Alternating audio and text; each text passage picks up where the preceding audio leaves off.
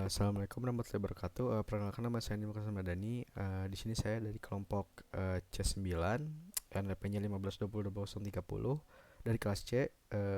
Saya ingin mempresentasikan tentang ide bisnis kami, yaitu sistem penyewaan motor menggunakan live tracking dan digital token. Nah, di sini latar belakangnya itu salah satu faktor kunci utama yang mempengaruhi popularitas layanan penyewaan kendaraan itu adalah fleksibilitas waktu. Nah, di sini beberapa pengguna mungkin merasa terbatas oleh batasan waktu penyewaan yang ditetapkan, yang mungkin tidak sesuai dengan jadwal atau kebutuhan pribadi mereka. Selain itu juga keharusan untuk mengantar kembali kendaraan ke kantor penyewaan bisa menjadi repot dan tidak praktis bagi kebanyakan pengguna, terutama jika kantor tersebut jauh dari lokasi mereka.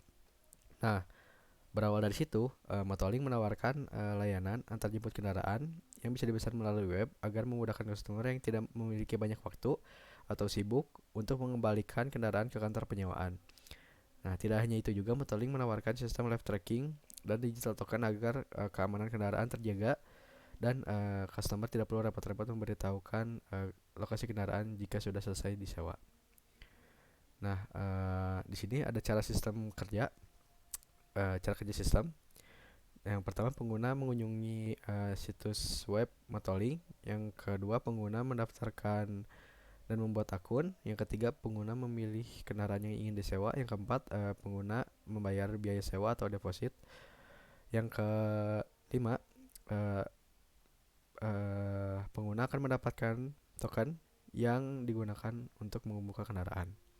Nah, yang terakhir itu setelah selesai masa penyewaan, pengguna tidak harus mengembalikan mobil ke kantor, hanya memberitahukan jika kendaraan sudah selesai disewa. Nah, di sini ada aspek pasar juga. Di sini ada data penyewaan kendaraan Indonesia. Pada tahun 2023, jumlah perusahaan penyewaan kendaraan itu ada 2.500 kira-kira. Nah, kira-kira juga jumlah kendaraan yang disewakan itu ada 500.000 unit dan nilai transaksinya itu mencapai 50 triliun. Nah, dari Kota Bandung sendiri pada tahun 2023, penyewaan kendaraan pribadi itu mencapai 2,2 triliun. Nah, pendapatan ini berasal dari jasa sewa kendaraan, jasa antar jemput, dan jasa lainnya. Nah, di sini ada tahap pelaksanaan juga. Yang pertama ada perencanaan, yaitu analisis kebutuhan, desain sistem, dan pengembangan sistem. Selanjutnya ada implementasi, ada pemasangan infrastruktur, penambahan data kendaraan, pembuatan situs web, pembuatan aplikasi seluler, dan pengujian sistem. Nah, yang terakhir itu ada pemasaran, yaitu kegiatan promosi. Nah, di sini ada membuat iklan di media sosial dan melakukan kerjasama dengan mitra bisnis. Nah, di sini ada anggaran biayanya. Nah, yang pertama itu ada perlengkapan yang diperlukan seperti bahan-bahan untuk membuat infrastruktur tadi untuk mendesain sistem, untuk desain sistem. Nah, di sini bisa 2 juta sampai 5 juta. Nah, ada bahan bakar yang habis pakai 1 juta sampai 2 juta, ada transport lokal 500 sampai sejuta, ada sewa kantor, telepon dan internet 500 sampai sejuta. Nah, jumlahnya itu 4 juta sampai 9 juta. Nah, di sini ada SWOT-nya. Yang pertama ada strength. Strength-nya itu aksesibilitas mudah dan kemudahan pemesanan online. Nah, yang kedua, kami memiliki kemampuan di bidang front end dan back end untuk bahasa pemrograman PHP natif dan framework Laravel. Nah, selanjutnya ada kami sudah memiliki rancangan sistem untuk kemampuan melacak lokasi dan keadaan motor secara real time atau kendaraan secara real time. Nah, weakness-nya itu kami tidak memiliki kemampuan untuk membangun sistem keamanan yang baik dan juga kurangnya keahlian dalam manajemen bisnis. Nah, yang selanjutnya itu ada opportunity. Opportunity itu bisa kemitraan dengan pihak ketiga. Pihak ketiga contohnya pihak hotel atau pihak KI yang bisa bermitra dengan kami. Nah, selanjutnya itu peningkatan pasar online atau pasar digital. Selanjutnya uh, pengguna dapat melakukan transaksi dari jarak jauh. Jadi dari jauh-jauh hari juga pengguna sudah bisa memesan kendaraan. Nah, threat-nya itu ada ancaman serangan cyber dan pelanggaran keamanan yang dapat merusak reputasi bisnis dan mengancam data pelanggan. Nah, yang kedua itu karena uh, perusahaan penyewaan motor sudah banyak, persaingan menjadi intensif. Nah, selanjutnya ini ada tools matrixnya. Yang pertama, strength opportunity,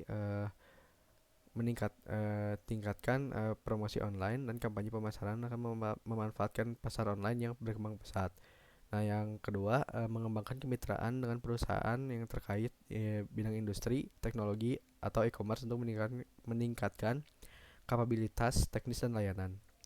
Selanjutnya, memanfaatkan teknologi pelacakan real time untuk memberikan layanan yang jauh lebih baik kepada pengguna yang ingin melakukan transaksi jarak jauh. Nah, selanjutnya ada strength sama threat. Yang pertama itu meningkatkan keamanan sistem online dan data pelanggan dengan menginvestasikan lebih banyak sumber daya ke perlindungan siber. Selanjutnya memanfaatkan uh, kemampuan teknis untuk menciptakan fitur-fitur baru dan inovasi dalam aplikasi pemesanan guna dapat bersaing dengan persaingan yang intensif. Nah, yang ketiga itu menggunakan kemampuan pelacakan real time untuk memberikan layanan yang lebih unggul, membedakan diri dari pesaing. Nah, selanjutnya ada weakness dan opportunity, yaitu menjalin kemitraan dengan perusahaan keamanan siber yang lebih berpengalaman dan meningkatkan keamanan sistem. Yang kedua, merekrut dan berinvestasi dalam pelatihan dan pengembangan manajemen untuk memastikan bahwa tim manajemen memiliki keterampilan yang diperlukan untuk mengelola pertumbuhan bisnis yang lebih besar di pasar online. Nah, yang ketiga ini memanfaatkan peluang untuk meningkatkan efisiensi dan kemampuan dalam mengelola transaksi jarak jauh dengan fokus pada pengembangan manajemen yang lebih baik. Nah, yang terakhir itu ada weakness dan threat. Yang pertama itu memperkerjakan ahli dalam keamanan siber. Yang kedua, memperkerjakan konsultan manajemen untuk memperkuat manajemen dan strategi bisnis. Nah, selanjutnya di sini ada key partner atau di sini ada BMC atau bisnis model canvas. Nah, untuk key partner sendiri ada perusahaan keamanan cyber, perusahaan logistik, dan perusahaan teknologi e-commerce. Untuk key activities, peningkatan keamanan dan perlindungan siber, pengembangan inovasi dan fitur baru, dan penerapan teknologi pelacakan real time. Untuk key resource-nya ada ahli keamanan siber dan konsultan manajemen. Untuk value proposition-nya ada inovasi dan fitur baru dalam aplikasi pemesanan, layanan real time yang unggul, memberikan layanan pemesanan online yang mudah dan nyaman, memberikan layanan pelanggan yang berkualitas. Nah, selanjutnya customer relationship, dukungan pelanggan online dan program loyalitas. Nah, di sini ada customer segmennya. Di sini customer individu yang ingin melakukan transaksi jarak jauh dan bisnis kecil dan menengah yang ingin meningkatkan efisiensi dalam mengelola transaksi jarak jauh. Nah, channelnya di sini ada sistem web, aplikasi pemesanan online, media sosial dan platform e-commerce, dan kemitraan dengan perusahaan logistik. Nah, cost structure-nya itu ada gaji dan kompensasi untuk keamanan ahli siber, biaya pelatihan dan pengembangan manajemen, biaya pengembangan dan pemeliharaan platform, ada biaya pemasaran dan penjualan. Nah, yang terakhir itu ada layanan dan pemesanan, biaya layanan pemesanan dan biaya berlangganan. Nah, di sini bisa dilihat kegiatannya untuk pekan 1 dan 2 menyiapkan alat dan bahan. Di bulan 1, masih di bulan 1, pekan 3 dan 4 membangun sistem web dan implementasi token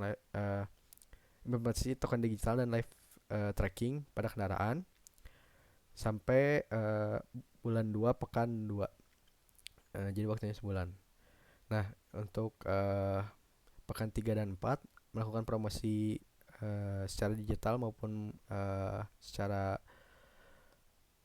manual, dan di bulan 3 pekan ke-1 produksi dan pemasaran.